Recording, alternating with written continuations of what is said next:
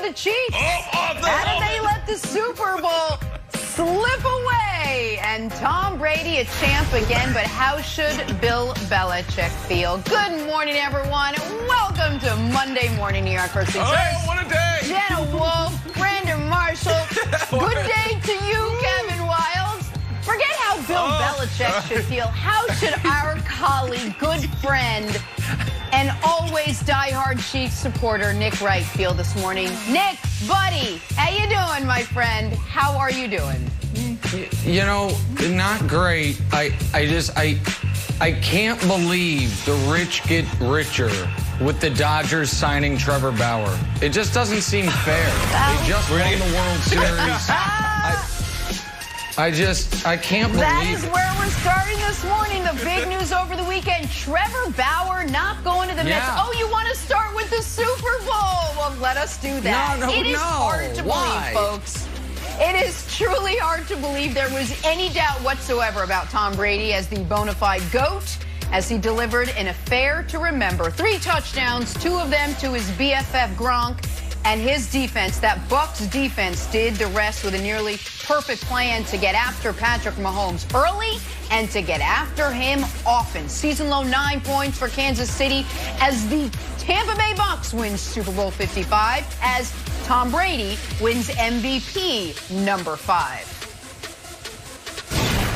It's been an amazing year. Amazing year. We got off to a good start, 7-2, and then had a little rough stretch where we kind of found our identity and played a lot better football down last December, January. And just really proud of all the guys, proud of all the coaches, the effort we put in. We knew we were playing a great football team tonight, and we got the job done. So you want to get this far, you got to get the job done, and we did it. We were a very talented football team that nobody wants to give us credit for, but we're a very talented football team. We just need to believe. And the hardest thing is to build a culture where people start believing. And we started believing pretty early in the season, and we knew we were going to be a tough out. All we had to do was get in the playoffs. No, I didn't see it coming at all. I thought we were going to come in and we were going to play these guys right, just like we've been playing teams, and it didn't happen that way. I mean, they did a nice job. I give them credit on it, but I didn't anticipate this happening. No, I can't tell you that. I mean, obviously, I didn't play the way I wanted to play. But, I mean, what else can you say? All you can do is leave everything you have on the field, and I feel like the guys did that. They were the better team today. They beat us pretty good. The worst I think I've been beaten in a long time. But I'm proud of the guys now. They fought till the very end of the game. All right. So, Nick, obviously there's a lot going on here. Let's start with this. Last night's game, was it more about the Chiefs' loss or the Bucs' win? I think it's more about the Bucs win, and before I get into why, I would like to give a congratulations to Arthur Sears Herring, who's finally off the hook. He's the man who wrote Dewey Defeats Truman, and nearly 100 years later, finally somebody has a worse take. And it's my last 5 years of Tom Brady takes. So you're off the hook, sir. I now take that mantle for not just the lead up to this game, but for the last few years. Because everything that Brandon said the Chiefs needed to be worried about, they needed to be worried about, and everything that I dismissed happened. So I want to give the Bucs credit because I don't think it's about what the Chiefs didn't do. I think it's about what the Bucs did do. And in this game specifically, and I know Brandon will go on about this, so I'll be brief on this part of it, it was about Todd Bowles and that defense, as you guys discussed last week.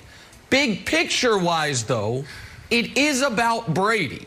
And Brady coming to Tampa after his own team didn't want him back, after the San Francisco 49ers didn't want him instead of Jimmy Garoppolo, and after myself and, to be fair to myself, many others counted him out and laughed at him throughout the year, talking about his bedtime and forgetting the downs and the inability to beat good teams.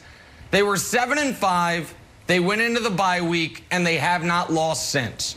So last night was a tour de force, majestic performance by the Tampa defense. The season is about what Brady brought to what had been statistically the worst franchise in sports and brought him to the Super Bowl, Brandon.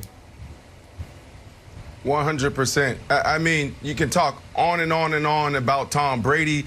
We can talk about so many different things.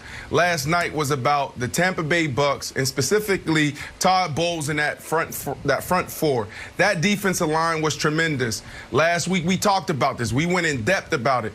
If Tom Brady plays clean and that front four can put pressure on Mahomes and stop the run, it's over. They have no chance. We start going back to the Buffalo Bills game in week 6, and we went into the playoffs. And what did we talk about? Well, they had the perfect plan, but they didn't have the perfect scheme. Now you have personnel, and you have Todd Bowles with the perfect scheme, and if everything comes together, this is the outcome. That front four was relentless. You look at the first half, what happened? They had to play run and they had to play pass. So that's why you saw Patrick Mahomes able to get out the pocket and pick up a few first downs here and there. But once they got the lead, it was lights out. Now you got the second half come around, and then you have this front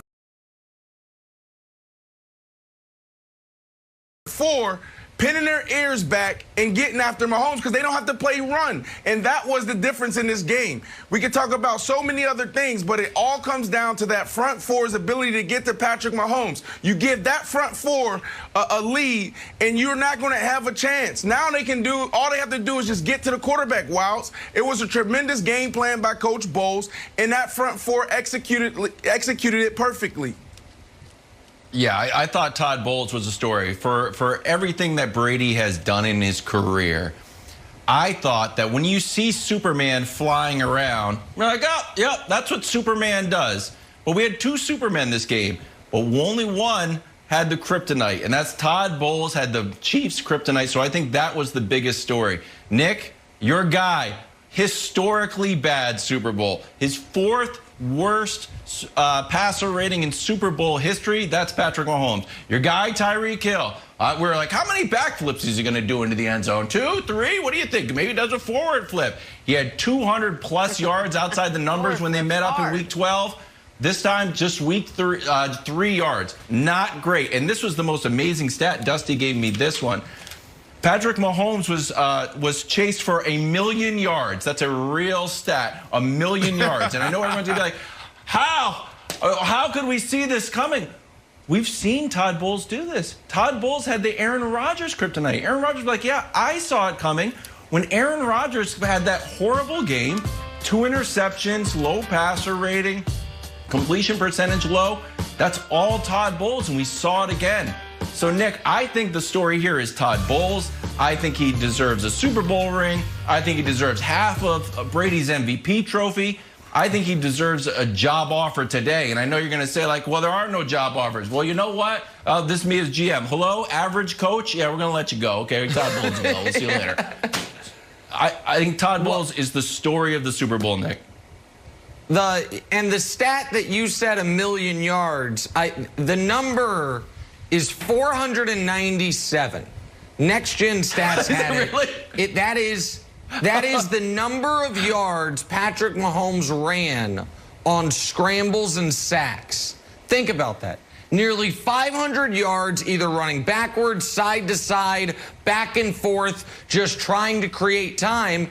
And Brandon, they did it the exact way you said they needed to, which is without blitzing. This was the 3rd most blitz-heavy team in the regular season throughout the year. They were able to play 2 high safety the whole game and consistently get pressure. And I do wonder when Reed said he didn't see this coming. I don't think you picked the Bucs. You saw the blueprint. I don't think anybody saw total and thorough domination like this. I don't think anybody saw the Chiefs scoring 0 touchdowns coming. Though I do think if Andy Reid had to go back, a change he might have made is after the Fisher injury, instead of changing 3 offensive linemen, moving the guard to tackle, 1 tackle over to the left tackle, if he just would have simply switched out Fisher. You know what I mean? Had your 3rd string tackle play left tackle so the rest of your line can stay in place, because they didn't know who they were blocking. I understand the Bucs have an excellent front, but they were getting there. People were whiffing. They were getting there immediately, consistently, and that's why Mahomes was running for his life the whole game. Yeah, I mean, they were that good, and you go back to their matchup in the regular season. Talked about it last week. The first half, Mahomes did whatever they wanted. They could have put up 40 points. Second half was the blueprint, not only to beating them last night in the Super Bowl, but also getting to the Super Bowl. They used that same blueprint, that same game plan from Week 6 matchup against the Kansas City Chiefs, and they used that against Aaron Rodgers. It was the same thing. So they was able to go out there a couple of weeks ago and execute it to a T. They brought that same game plan out, because Todd Bowles can be, sometimes he can get emotional and sometimes he can be stubborn.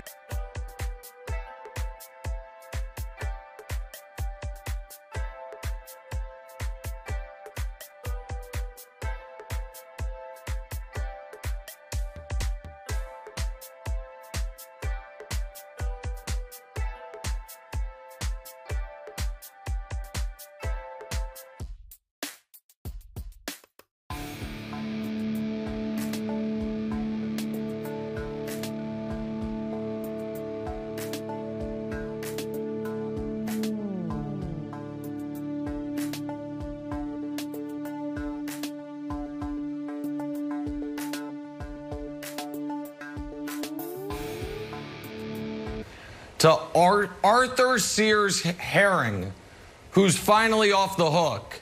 He's the man who wrote Dewey Defeats Truman, and nearly 100 years later, finally somebody has a worse take. And it's my last 5 years of Tom Brady takes. So you're off the hook, sir. I now take that mantle for not just the lead up to this game, but for the